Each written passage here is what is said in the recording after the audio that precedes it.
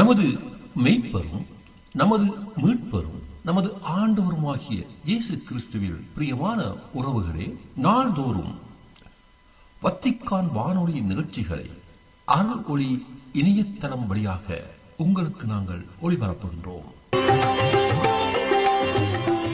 உங்களுக்காக தொகுத்து வழங்குபவர் உங்கள் அன்பு சோதரன் பேசாலை தாஸ்.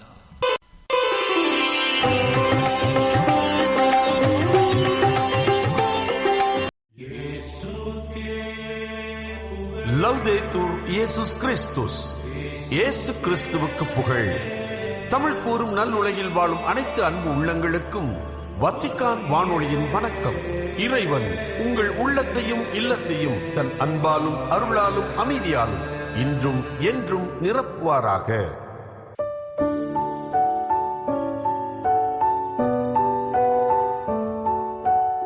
அன்பு நேயர்களே, வத்திக்கான் வானொலி இன்று உங்களுக்கு வழங்குபவை இன்றைய புனிதர், நேர்காணல் மற்றும் செய்திகள்.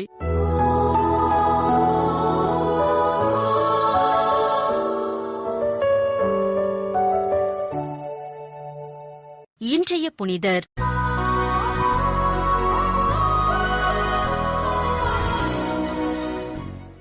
ஜூலை 24. புனித ஷார்பெல் மாக்லூ. லெபனான் நாட்டிலுள்ள பெக்கா காஃப்ரா பகுதியில் வாழ்ந்த ஆண்டன் சரியார் மாக்லூ பிரிஜிட்டா பெற்றோருக்கு கிபி 1828 ஆண்டு மே மாதம் 8ஆம் நாள் பிறந்தார் ஷார்பெல் மாக்லூ. கிபி 1831 ஆண்டு தன் தந்தையினை இழந்த மாக்லூ தாயாரால் இறை பக்தியோடும் ஒழுக்கத்தோடும் வளர்க்கப்பட்டார். தன் வாழ்வினை இறைவனுக்கு அர்ப்பணிக்க விரும்பிய மாக்லூ மாரனைட் துறவற மடத்திலும் புனித மாரோன் துறவற மடத்திலும் பயிற்சி பெற்று கிபி 1859 ஆண்டு ஜூலை 23ஆம் நாள் துறவியாக அருட்பொழிவு செய்யப்பட்டார். துறவியாக அருட்பொழிவு செய்யப்பட்ட நாளிலிருந்து 23 ஆண்டுகள் ஆண்டவரை தியானித்து தனிமையில் வாழ்ந்த அருட்துறவி ஷார்பெல் மாக்லூ பக்கவாத நோயினால் பாதிக்கப்பட்டு கிபி 1898 ஆண்டு டிசம்பர் 24ஆம் நாள் விண்ணகம் சென்றார். அருட்துறவி ஷார்பெல் கல்லறையில் பிரகாசமான ஒளி தெரிய இதனை கண்ட மக்கள் அவரது கல்லறையில் ஜெபித்து பல்வேறு வரங்களை பெற்றுக் கொண்டனர். அருட்துறவி ஷார்பெல் கல்லறையில் புதுமைகள் நிகழ்ந்ததால் 1950 மற்றும் 1952 ஆண்டுகளில் இவரது கல்லறை திறக்கப்பட இவரின் உடல் எந்தவித மாற்றமும் இன்றி அழியாமல் அப்படியே இருந்தது கண்டுபிடிக்கப்பட்டது. அருட்துறவி ஷார்பெல் மாக்லூ அவர்கள் அடக்கம் செய்யப்பட்டது முதல் 4 முறை திறந்து பார்க்கப்பட்டதாகவும் அவரது திருவுடல் அழியாமல் இருந்ததாகவும் சான்றுகள் கூறுகின்றன. அருட்துறவி ஷார்பெல் கல்லறையில் நிகழுகின்ற புதுமைகளை ஏற்றுக்கொண்ட திருத்தந்தை 6ஆம் பவுல் 1977 ஆண்டு அக்டோபர் 9ஆம் நாள் அருட்துறவி ஷார்பெல் மாக்லூப்பினை புனிதராக உயர்த்தினார்.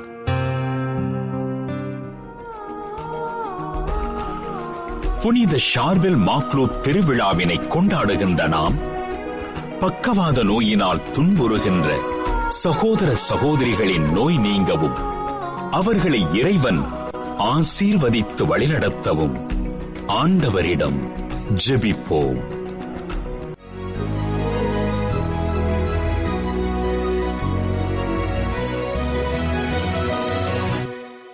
நேர்காணல். இனிய இதயங்கள் அனைவருக்கும் அன்பின் வணக்கம். நான் உங்கள் அருட்சகோதரி பிரைடா. கடந்த பகிர்வுகளிலே திருத்தூது பணியாற்றும் பாலர் சபை குறித்து பல்வேறு கருத்துக்களை நம்முடைய அருட்தந்தை இருதயராஜ் அவர்களிடமிருந்து கேட்டு அறிந்து கொண்டு வருகிறோம். இன்னும் பல கருத்துக்களை நம்மோடு பகிர்ந்து கொள்ள அருட்தந்தை அவர்கள் நம் மத்தியிலேயே வந்திருக்கிறார். அவரை நாம் வரவேற்போம். வணக்கம் ஃபாதர். மீண்டும் உங்களை சந்திப்பதில் நான் மிக்க மகிழ்ச்சி அடைகிறேன். மகிழ்ச்சி. இந்த கடந்த பகுதிகளில் எல்லாம் திருத்தூது பணியாற்றும் பாலர் சபை என்றால் என்ன, அதனுடைய இலக்கு என்ன, அதனுடைய செயல்பாடுகள் என்ன, அதை நீங்கள் எப்படியெல்லாம் வழிநடத்துகிறீர்கள், அது மட்டுமில்லாமல் தமிழக திரு அவை அந்த பணிக்குழுவுக்கு எந்த விதத்தில் இந்த திருத்தூது பணியாற்றும் பாலர் சபை சாத்தியமாக அமையும் போன்ற பல்வேறு கருத்துக்களை எல்லாம் பகிர்ந்து கொண்டிருக்கிறீர்கள். இப்பொழுது நான் உங்களிடமிருந்து தெரிந்து கொள்ள விரும்புவது என்னவென்றால், இந்த பணியானது, இந்த திருத்தூது பணியாற்றும் பாலர் சபையுடைய பணியானது இன்னும் நல்ல மெருகேற, குறிப்பாக அந்த மேய்ப்பு பணி திட்டத்திற்கு ஏற்றவாறு தொடர்ந்து அமைவதற்கு ஒரு சில திட்டங்கள் எல்லாம் நீங்கள் கண்டிப்பாக வைத்திருப்பீர்கள். குறிப்பாக 2033 ஆண்டு அந்த கிரேட் ஜூபிலி அடைவதற்கு முனைப்போடு செயல்படுறீங்க அப்படிங்கறத சொன்னீங்க. அதற்கான திட்டங்கள் நிறைய இருக்கு அப்படிங்கறதையும் சொன்னீங்க. அதனால இந்த மேய்ப்பு பணிக்காக அல்லது இந்த பாலர் சபைக்காக நீங்கள் வைத்திருக்கிற குறிக்கோள்கள் அல்லது திட்டங்கள், அடிப்படையான முன்னேற்பாட்டு செயல்பாடுகள் என்னன்றதை ஒரு சிலர் பகிர்ந்து கொள்ளுங்க ஃபாதர். மற்ற பணிக்குழுக்களை ஒப்பிட்டு பார்க்கின்ற பொழுது எனக்கு மிகவும் நெஞ்சுக்கு நெருக்கமான பணிக்குழு பணி அப்படின்னா சிறுவர்கள் பாலர் சபை மிகவும் நெருக்கமானது. நான் இது அதிகமா எதுவும் செய்யல, இங்க செய்யணும் அப்படிங்கிற ஆர்வம் நிறைய இருக்குது. அதனால அந்த சிறு பிள்ளைகளை ஆர்வத்தை ஊட்டக்கூடிய, சிறு பிள்ளைகளுக்கு ஆர்வத்தை ஊட்டக்கூடிய பல காரியங்களை குறித்து பிளான் பண்ணிட்டு இருக்கிறோம். அதனால இப்ப பிள்ளைகளுக்கு காமிக்ஸ் ரெடி பண்ணிட்டு இருக்கோம். அப்படின்னா நம்ம திருவிழியத்தில் இருக்கின்ற தூதுரை பணியாற்றிய மாபெரும் மனிதர்களை, இப்ப ஆபிரகாம்ல இருந்து மோசேயில இருந்து இறைவாக்கினர்கள், திருத்தூதர்கள், இவர்களுடைய வாழ்க்கை வரலாற்றை காமிக்ஸ்ல பிள்ளைங்களுக்கு குடிக்கணும் அப்படிங்கிறதுக்காக முதல் கட்ட பணிகளை ஏற்கனவே ஆரம்பிச்சிருக்கிறோம். அதுல டிஜிட்டலாவும் அவங்களுக்கு உதவி செய்வதற்காக பாடல்கள் மூலமாக இந்த தூதுரை அறிவிக்கின்ற பொறுப்பை, பணியை அவர்கள் உணர்ந்து செயல்பட அவங்களுக்கு வாய்ப்புகள் கொடுக்கப்பட வேண்டும் என்பதற்காக இந்த முயற்சிகள் செஞ்சிட்டு இருக்கிறோம். மூன்றாவதாக இப்ப சிறுவர் பாராளுமன்றம் போலவே இந்த பாலர் சபையினுடைய செயல்பாடுகளை அவர்களாகவே இயக்க, இப்ப நம்ம நிறைய காரியங்களை வாசிக்கிறோம். சிறு பிள்ளைகள் வயதிற்கு முன்னாலேயே டிகிரி படிச்ச பிள்ளைகள் நமக்கு தெரியும். கம்ப்யூட்டர்ல அசாத்தியமான திறமைகள் நமக்கு தெரியும். இசைக்கருவிகள் மீட்டத்தில் அசாத்தியமான திறமைகள் இருப்பது நமக்கு தெரியும். இந்த பிள்ளைகள் திறமைகள் கொண்ட பிள்ளைகளை எல்லாம் அடையாளம் கண்டு கொண்டு அவர்களை படைப்பாற்றல் மிக்க இந்த தூதுரை பணியை செயல்படுத்த அவங்கள கருவிகளை பயன்படுத்தணும் அப்படிங்கிறதுக்காக அதற்கான முயற்சிகள் கொஞ்சம் செஞ்சிட்டு இருக்கிறோம். அதை தாண்டி நான் அடிக்கடி இதை நான் பயன்படுத்துவேன். என்னுடைய பணி வாழ்க்கையில அதிகமான இன்ஸ்பிரேஷன் கொடுத்ததெல்லாம் கிட்ஸ், கொடுத்துட்டு இருக்கிறவங்க கிட்ஸ். அதனால நான் எல்லா பெற்றோர்களுக்கும் இதை நான் சொல்லுவேன். குருக்கள், அருட்சகோதரிகள், தலைமை ஆசிரியர்கள், முதல்வர்கள், இவங்க எல்லாருமே நம்முடைய பிள்ளைகளுக்கு இதை கற்றுத்தர வேண்டும், நடைமுறைப்படுத்த வேண்டும். ஏன்னா இப்ப நம்ம கையில ஒரு பள்ளிக்கூடம் எடுத்துக்கிறீங்க, 1000 ஸ்டூடெண்ட்ஸ் அப்படின்னா 1000 பேரண்ட்ஸ், 2000 ஸ்டூடெண்ட்ஸ் அப்படின்னா 2000 பேரண்ட்ஸ். நம்முடைய பிள்ளைகள் 200 பேரோ 300 பேரோ 400 பேரோ இருக்காங்களா, 400 குடும்பங்கள். அதனால பிள்ளைகள் வழியாக பெற்றோர்களை ரீச் பண்ற, உறவாடுகின்ற நமக்கு மிகப்பெரிய வாய்ப்பு இருக்குது. அதனால நான் பிள்ளைகளுக்கு வழக்கமா சொல்லுவேன், ஒவ்வொரு பிள்ளைக்கும் 3 உண்டியல்கள் கொடுக்கப்பட வேண்டும். ஒரு உண்டியல் கொடுப்பதற்காக பிள்ளைங்க சேமிக்கணும், சேமிக்கிறதுல இருந்து உதவி செய்வதற்காகவே ஒரு உண்டியல் அவங்களுக்கு இருக்கணும். அது ஏழைகளுக்கு உதவி செய்ய, அது அவங்க பெஞ்சிலேயே இருக்கிற ஏழை பிள்ளையா இருக்கலாம், வகுப்புல இருக்கிற ஏழை பிள்ளையா இருக்கலாம், அவங்க தெருவுல இருக்கிற ஒரு வயதான யாரும் இல்லாம தாத்தா பாட்டியா இருக்கலாம், யாராக இருந்தாலும் சரி, உதவி செய்வதற்காக ஒரு உண்டியல். இரண்டாவது செலவு செய்வதற்காக ஒரு உண்டியல். அந்த பிள்ளைய செலவு செய்ய அவங்க அனுமதிக்கணும். அப்படின்னா அந்த பிள்ளைகள் தன்னிச்சையா டெசிஷன் எடுக்க, எது சரி எது தேவை, எது அவசியம் எது அவசியமற்றது அப்படிங்கறத அந்த பிள்ளைகள் முடிவெடுக்கும். சின்ன பிள்ளைங்க அசாத்தியமானவர்கள். நம்ம அப்படியும் அந்த நவிதாங்கிற பாப்பாவை பத்தி சொல்றேன். அவங்க அம்மா ஒரு முறை அமெரிக்காவுக்கு ஒரு இன்டர்நேஷனல் நர்ஸ் செமினாருக்காக போறாங்க. அதனால ஷாப்பிங் பிள்ளையும் கூட்டிட்டு போறாங்க, டு மேக் இட் ஷார்ட். அப்போ அவங்க அம்மா சொல்றாங்க, ஒரு ஷூவை பார்த்துட்டு, நவிமா இந்த ஷூ அந்த அம்மாவுக்கு ரொம்ப நல்லா இருக்கும் இல்ல அப்படின்னு சொல்லிட்டு, அந்த அம்மா இந்த குட்டி பிள்ளை சொல்லுது அப்படியே ஸ்பான்டேனியஸா, mummy is it your need or is it your want? இது உங்க தேவையா இல்ல உங்க ஆசையா? அந்த சகோதரி என்கிட்ட சொன்னாங்க, நான் ஷூவே வாங்கல. ஏன்னா அது வந்து என்னுடைய நீட் இல்ல, என்னுடைய ஆசை. நான் எதுக்கு சொல்றேன்னா, பிள்ளைகள் they are very shrewd. அத்தனை ஞானம் உண்டு. அதை வந்து தீர்மானிக்கிற வாய்ப்பை பிள்ளைகளுக்கு உருவாக்கி கொடுக்கணும். அதுக்குதான் வந்து 2வது உண்டியல். 3வது உண்டியல் சேமிக்கின்ற பழக்கத்தை பிள்ளைகளுக்கு உருவாக்க வேண்டும். சேமிக்கின்ற பழக்கத்தை அதை என்கரேஜ் பண்ணணும். அப்படின்னா அவங்க ₹1 உண்டியல போட்டாங்கன்னா பெற்றோர்கள் 50 காசு போடணும். அவங்க ₹2 போடுறாங்கன்னா பெற்றோர்கள் ₹1 போடணும். பூஸ்ட் பண்றதுக்காக, என்கரேஜ் பண்றதுக்காக. இது அப்படியே இந்த தூதுரை பணியாற்றுகின்ற நற்செய்தி பணிக்கு அப்படியே பிள்ளைகளை பயிற்றுவிக்க. பிள்ளைங்க வந்து படிக்கிறதுக்கு நேரம் ஒதுக்குறீங்களா? அவங்களுடைய ஆன்மீக வாழ்க்கைக்கும் நேரம் ஒதுக்க வேண்டும். விளையாடுறதுக்கு நேரம் ஒதுக்குறீங்களா? அவங்க பிரசனேக பணிக்கும் நேரம் ஒதுக்க வேண்டும். பிள்ளைகள் தனிப்பட்ட வாழ்வில வந்து உயர்வதற்காக நீங்க அவங்களுக்கு வந்து ஸ்பெஷல் ஸ்கில்ஸ்க்கு நேரம் ஒதுக்குறீங்களா? உங்களுடைய பிள்ளைகள் ஆன்மீக வாழ்வில வளர்வதற்கென்று தனிப்பட்ட அக்கறை செலுத்த வேண்டும். அதனால இந்த பின்னணியில் தான் ஒரு சில பரிந்துரைகளை நான் வைக்கிறேன். உங்க பங்குகள்ல, நிறுவனங்கள்ல தயவு செய்து குழந்தைகள் தூதுரை பணி ஊர்வலத்தை உருவாக்க. மிக ப்ரொசெஷன் பிள்ளைங்க அந்த நாள்ல வந்து நினைவூட்டுகின்ற கையில வந்து பதாகைகள் இருக்கட்டும். IMD, நான் நற்செய்தி அறிவிக்கின்ற சீடன், நான் இயேசுவின் சீடன். அல்லனா திருமுழுக்கு பெற்றோரே நீங்களே திருத்தூதர்கள், யூ ஆர் a disciple அப்படிங்கிற மாதிரி பதாகைகள் கொண்டு தயவு செய்து அவனிகள் நீங்கள் கொண்டு வரலாம். பிள்ளைகள் இந்த தூதுரை பணியை குறித்து வரைபடங்களை உருவாக்க சொல்லலாம். அவ்வளோ கிரியேட்டிவா பிள்ளைங்க செய்வாங்க. சிறு பிள்ளைகள் அவங்க கிட்ட இருக்கிற இந்த திறமைகளை முழுமையா இந்த தூதுரை பணிக்காக பயன்படுத்துவதற்கு உதவி செய்யலாம். அதே மாதிரி உலகிற்கான ஜெப சங்கிலி, முதன்மையான நோக்கமே பிள்ளைகள் ஜெப அனுபவத்தை பெறுவதற்காக. அதன் மூலமா அவங்க ஜெப திருத்தூது பணி செய்யணும். அதனால இந்த சங்கிலிகளை உருவாக்க வேண்டும். பங்குல அன்பியங்கள் சார்ந்த இந்த குழுக்களை வந்து இணைக்கின்ற அல்லது பங்கோடு பங்கு இணைக்கின்ற ஜெப சங்கிலிகளை உருவாக்க வேண்டும். எதை தாண்டி அவங்க இடத்துல எது சாத்தியமா இருக்குதோ இன்னும் கிரியேட்டிவா படைப்பாற்றல் மிக்க முயற்சிகளை செய்து பிள்ளைகளை உருவாக்கினால் நிச்சயமாக இந்த தூதுவரை பணியாற்றுகின்ற சிறார்களுடைய எண்ணிக்கை அதிகமாகும். அவர்கள் தருகின்ற கனியும் இன்னும் அதிகமாகும். தமிழக திரு அவையில இந்த தூதுவரை பணியாற்றுகின்ற நற்செய்தியாளர்கள் பிற்காலத்துல மிகப்பெரிய நற்செய்தியாளர்களாக மாறுவாங்க. திரு அவையை தாங்குவார்கள் என்பதில் எனக்கு அதீதமான நம்பிக்கை உண்டு. மிக்க நன்றி ஃபாதர். தூதுரை பணியாற்றும் பாலர் சபை பற்றியும் அவர்களுடைய செயல்பாடு, இலக்கு, அமைப்பு, இன்னும் 2033 ஆண்டை நோக்கி உங்களுடைய பயணத்திற்காக நீங்கள் வைத்திருக்கிற ஒரு சில கருத்துகள், பகிர்வுகள் எல்லாம் மிக அற்புதமாக இருந்தது. Thank you so much father. உங்களோடு கடந்த அமர்வுகளின் மூலமாக பகிர்ந்ததில் மிக்க மகிழ்ச்சி. என்னுடைய மனமார்ந்த நன்றிகளை தெரிவித்துக் கொள்கிறேன். கடவுள் உங்களையும் பிள்ளைகளையும் ஆஸ்வதிப்பாராக. மீண்டும் உங்களை சந்திக்கும் வரை உங்களிடமிருந்து விடைபெறுவது உங்கள் சகோதரி பிரைடா.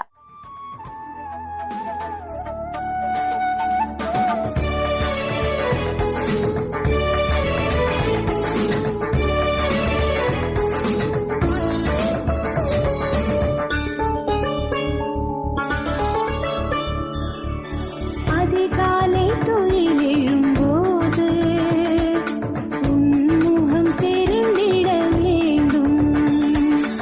எழுந்து நான் நடந்திடும்போது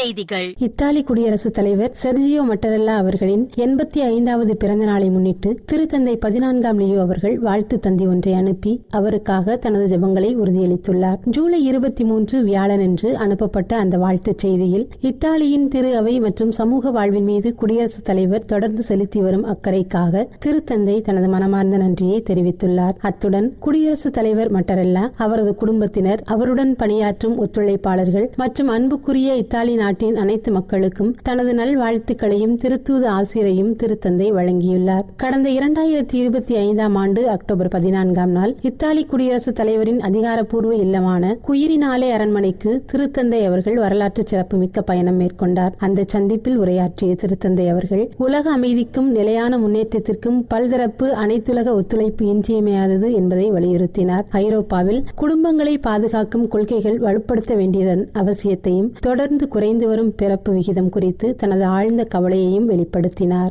உக்ரைனுக்கான 6 நாள் திருப்பயணத்தை நிறைவு செய்த பன்னாட்டு உறவுகளுக்கான திருப்பிடத்துறையின் செயலர் பேராயர் பால் ரிச்சர்ட் காலகர் அவர்கள் பல ஆண்டுகளாக போரும் துயரங்களும் நீடித்து வரும் நிலையிலும் உக்ரைன் மக்கள் வெளிப்படுத்தி வரும் உறுதி, இறை நம்பிக்கை மற்றும் விடாமுயற்சி உலகிற்கு ஒரு சிறந்த எடுத்துக்காட்டு என்று பாராட்டியுள்ளார். திருத்தந்தை அவர்களின் பிரதிநிதியாக உக்ரைன் சென்ற பேராயர் காலகர் அவர்கள் பெர்தேசிவ் மரியன்னை திருத்தலத்தில் நடைபெற்ற லத்தீன் கத்தோலிக்க திரு அவையின் மறுசீரமைப்பின் 35ஆம் ஆண்டு விழாவிலும் திருத்தந்தை புனித 2ஆம் ஜான் பால் அவர்களின் உக்ரைன் திருப்பயணத்தின் 25ஆம் ஆண்டு நினைவு விழாவிலும் பங்கேற்றார். போர் தொடர்ந்து நடைபெற்று வந்தபோதிலும் ஆயிரக்கணக்கான திருப்பயணிகள் மரியன்னையிடம் ஆழ்ந்த பக்தியுடன் கூடி உக்ரைனில் அமைதி நிலவ வேண்டி ஜெபித்தனர். தமது பயணத்தின் போது உக்ரைன் குடியரசுத் தலைவர் வோலடிமிர் செலன்ஸ்கி, அரசு தலைவர்கள், திரு அவை தலைவர்கள் மற்றும் போரால் பாதிக்கப்பட்ட மக்களை பேராயர் காலகர் அவர்கள் சந்தித்தார். மேலும் குண்டுவீச்சால் சேதமடைந்த குடியிருப்பு பகுதிகளையும் கீவ் நகரில் உள்ள மைதான் நினைவிடத்தையும் பார்வையிட்டு தங்கள் அன்புக்குரியவர்களையும் வீடுகளையும் இழந்த குடும்பங்களின் துயரத்தை நேரில் கண்டறிந்தார். இந்த பயணம் குறித்து கருத்து தெரிவித்துள்ள பேராயர் காலகர் அவர்கள் இடைவிடாத தாக்குதல்களுக்கு மத்தியிலும் உக்ரைன் மக்கள் தங்கள் அன்றாட வாழ்க்கையை தொடர்வதோடு குடும்பங்களை பாதுகாத்து தங்கள் சுதந்திரத்தை காக்க உறுதியுடன் போராடி வருவதாக கூறினார். வடக்கு மற்றும் மத்திய வெனிசுலாவை உலுக்கிய பேரழிவூட்டிய நிலநடுக்கம் நிகழ்ந்து 1 மாதம் நிறைவடைந்துள்ள நிலையில் அந்நாட்டின் ஆயர்கள் நல்ல சமாரியர் நம்பிக்கையின் சாட்சிகள் என்ற தலைப்பில் வெளியிட்டுள்ள அறிக்கையில் மறுகட்டமைப்பு பணிகள் அலட்சியம், ஊழல் மற்றும் அரசியல் நலன்களிலிருந்து விடுபட்டு பாதிக்கப்பட்ட மக்களின் மாண்பையும் தேவைகளையும் மையமாக கொண்டு முன்னெடுக்கப்பட வேண்டும் என்று வலியுறுத்தியுள்ளனர். இந்த நிலநடுக்கத்தில் 5000க்கும் அதிகமானோர் உயிரிழந்ததுடன் ஏராளமானோர் காணாமல் போயுள்ளனர் என்றும் ஆயிரக்கணக்கான குடும்பங்கள் இடம்பெயர்ந்துள்ளதோடு வீடுகள், அடிப்படை கட்டமைப்புகள் மற்றும் திரு அவை கட்டடங்கள் கடுமையாக சேதமடைந்துள்ளன என்றும் அவ்வறிக்கை குறிப்பிட்டுள்ளது. இதனால் ஏற்கனவே சமூக, அரசியல் மற்றும் பொருளாதார நெருக்கடிகளை எதிர்கொண்டு வரும் வெனிசுலாவின் நிலைமை மேலும் மோசமடைந்துள்ளதாக ஆயர்கள் குறிப்பிட்டுள்ளனர். இயற்கை பேரிடர்களை தடுக்க முடியாது என்றாலும் அவற்றை எதிர்கொள்ள அரசாங்கங்கள் உரிய முன்னேற்பாடுகளுடன் இருக்க வேண்டியது தங்களது பொறுப்பு என ஆயர்கள் சுட்டிக்காட்டியுள்ளனர். காசா முழுவதும் இஸ்ரேலிய ராணுவ தாக்குதல்கள் அண்மைய நாட்களில் தீவிரமடைந்துள்ளன. இதனால் பல பாலஸ்தீனியர்கள் கொல்லப்பட்டும் காயமடைந்தும் உள்ளனர் என்று காசா நலவாழ்வு அதிகாரிகள் தெரிவித்துள்ளனர். கடந்த 2025ஆம் ஆண்டு அக்டோபரில் போர் நிறுத்தம் அறிவிக்கப்பட்ட போதிலும் வன்முறை தொடர்வதால் அதன் பிறகு 1100க்கும் மேற்பட்டோர் கொல்லப்பட்டுள்ளனர் என்று அதிகாரிகள் தெரிவித்துள்ளனர். அண்மையில் இஸ்ரேலிய ராணுவத்தின் மாறிவரும் கட்டுப்பாட்டு எல்லையான மஞ்சள் கோட்டிற்கு வெகு தொலைவில் பலர் உயிரிழந்துள்ளதாக ஐநா மனித உரிமைகள் அலுவலகத்தின் செய்தி தொடர்பாளர் தமீன் அல் கீதன் அவர்கள் தெரிவித்துள்ளார். ஜூலை 13 முதல் 20 வரை 6 குழந்தைகள் மற்றும் 8 பெண்கள் உள்பட குறைந்தது 57 பாலஸ்தீனியர்களின் இறப்புகளை ஐநா ஆவணப்படுத்தியுள்ளதாக குறிப்பிட்ட அவர், அவ்வாறு கொல்லப்பட்டவர்களில் 34 பேர் இஸ்ரேல் விதித்த கட்டுப்பாட்டு மண்டலத்திற்கு வெளியே உயிரிழந்துள்ளனர் என்றும் சுட்டிக்காட்டியுள்ளார். 2025ஆம் ஆண்டு அக்டோபர் முதல் 2026 ஏப்ரல் நடுப்பகுதி வரை காசா முழுவதும் இடம்பெற்ற தாக்குதல்களில் 283 பெண்கள் மற்றும் குழந்தைகள் உயிரிழந்ததையும் ஐநா சரிபார்ப்பு குழுக்கள் உறுதிப்படுத்தியுள்ளன. இத்துடன் வத்திக்கான் வானொலியின் தமிழ் ஒளிபரப்பு நிறைவு பெறுகிறது. உங்கள் செவிமடுத்தலுக்கு நன்றி. தொடர்ந்து வத்திக்கான் வானொலியுடன் இணைந்திருங்கள். இறையாசிர் பெறுங்கள்.